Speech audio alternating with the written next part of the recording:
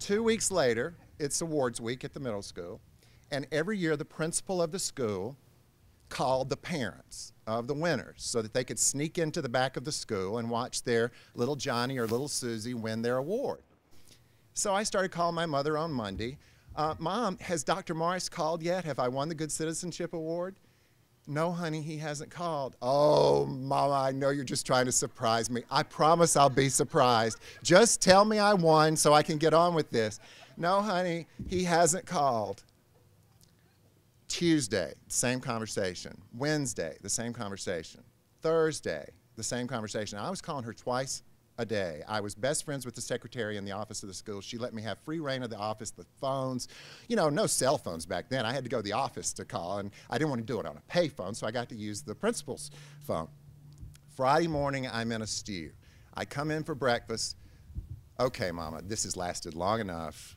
Just go ahead and tell me that I have won this award because I can't go to school. I'm the president of the student body, and I have to make a speech at the end of the awards. And my speech has to be about winning this award, and I've got to know what to say. I've got to plan. Honey, he hasn't called. But maybe they're doing it differently this year. You know, last year a couple of the names slipped out, so maybe they're not going to call the parents this year. Oh, of course. They want everybody. Mom was always right.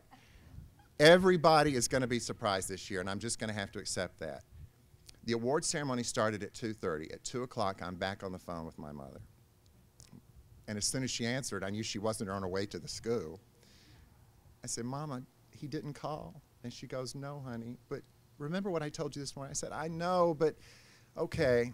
I walk out of the principal's office, and sneaking into the back of the school are Dr. and Mrs. Richard Hollis, the parents of my best friend, Randy Hollis, who had the vacuform, who made the buttons that Mary Rogers gave out in the 5th grade.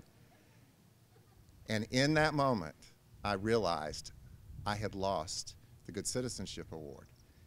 And I walked up to the Hollises, whose home I had spent half my life in. I mean, they were like a second set of parents to me.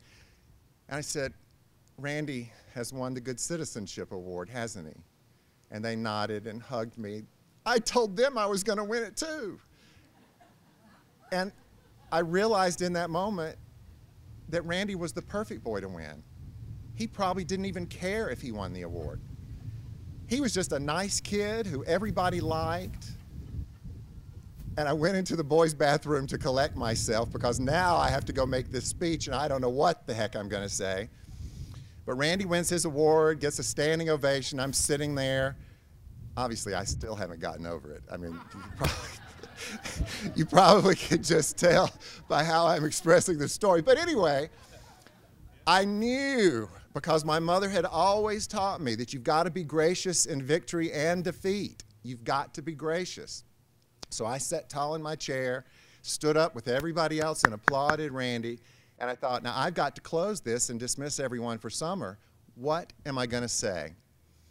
And my mother's high school English teacher, Miss Lucille Rogers, had taught her something when she was a junior in high school. And as soon as I was old enough to understand, she taught it to me. And it was a poem that just flashed into my brain as I stood before the crowd. And I said, if I should win, let it be by the code, with my faith and my honor held high. But if others should win, let me be the first to stand by the road and cheer while the winner walks by. It's not over yet. I'm still in a perplexed state.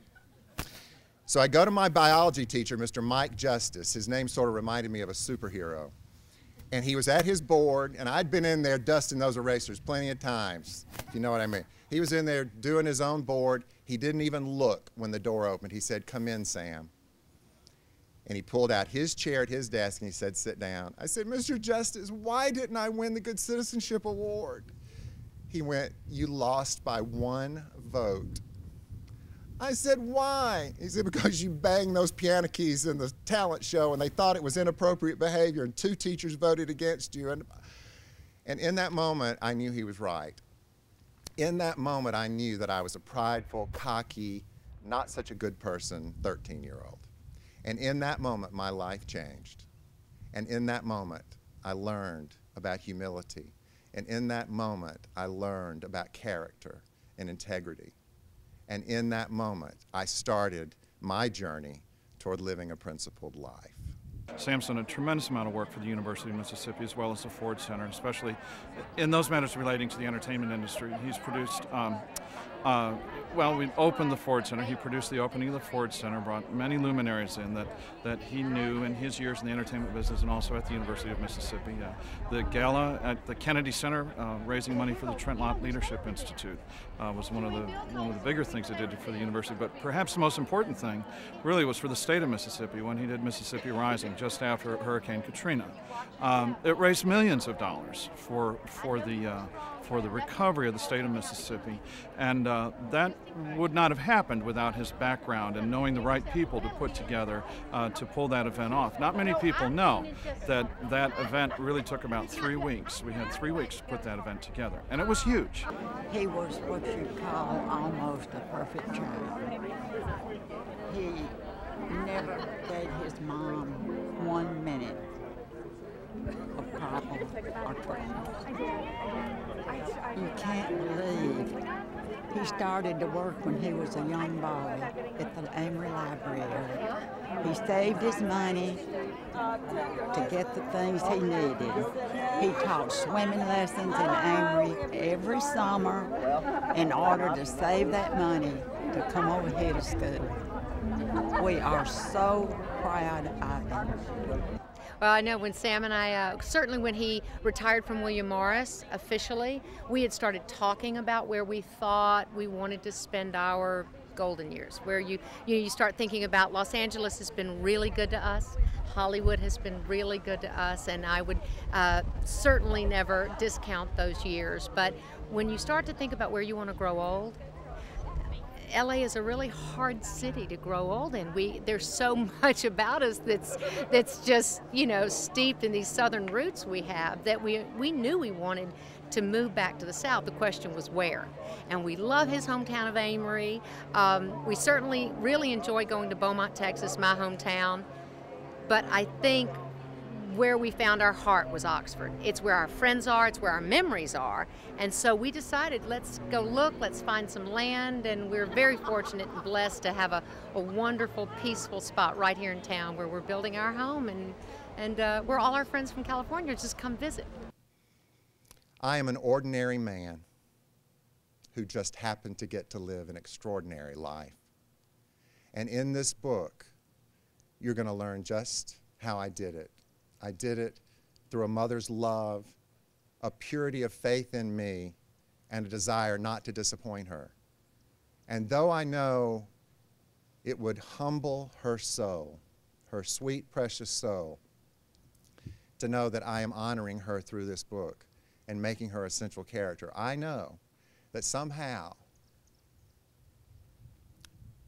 God is letting her look down, and I know that she is well pleased. And I hope that after you read this book, you'll look into your own hearts and you'll call your own mothers, or you'll look heavenward and talk to them that way. And you'll tell them thank you. Thank you for loving me. Thank you for guiding me. Thank you for being there for me. And then make some promises of your own. Thank you so much for being here and helping me kick off a very special time in my life. And as I said at the beginning of this speech, what better place and what more appropriate place than to do it in Oxford, Mississippi. Thank you.